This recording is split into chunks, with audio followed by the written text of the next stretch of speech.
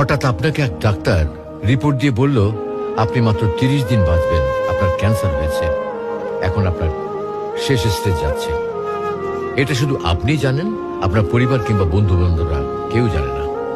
এখন এই রিপোর্ট পাওয়ার পরে আপনি বাসায় গেলেন। প্রতিদিনের মতো আজকেও আপনার বাবা আপনাকে বকাঝকা শুরু করলো, তোকে দিয়ে কিচ্ছু হবে না, সারাদিন কোথায় থাকিস, তুই অকাজের ছেলে, ইত্যাদি ইত্যাদি। এই মধ্যবিত্তের বাবার যেমন হয় আর কি।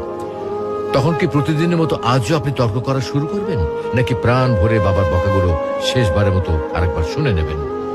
হঠাৎ আপনার মা এসে আপনাকে বলল, নে বাবা ভাতটা খেয়ে নে। আপনার মনে হবে এই বুঝি আপনার মায়ের শেষ হাতের খাওয়া, আপনি আর বাঁচবেন না। আপনি পরম তৃপ্তি নিয়ে খাবেন এবং আপনার কাছে মনে হবে এটা আপনার শ্রেষ্ঠ খাবার, যদিও ডাল ভাত হোক না কেন। আপনি বের হলেন, পুরনো এক বন্ধুর সাথে দেখা, আপনি যাকে মোটেও সহ্য করতে পারেন না, সব সময় তার সাথে কথা কাটাকাটি হয়, আজকেও সে আপনাকে কিছু কথা শুনিয়েও দিল। আচ্ছা, এখন কি আপনি তার সাথে তর্ক শুরু করে দেবেন? মোটেও না। আপনি হয়তো তাকে জড়িয়ে ধরবেন এবং বলবেন, দোস্ত ভালো থাকিস। আচ্ছা জানেন, আমরা এখন মৃত্যুর কথা ভাবতেই চাই না, এ থেকে আমরা পালিয়ে বেড়াতে চাই। কিন্তু যদি আপনি ভাবেন যে আজই আপনার শেষ দিন, তাহলে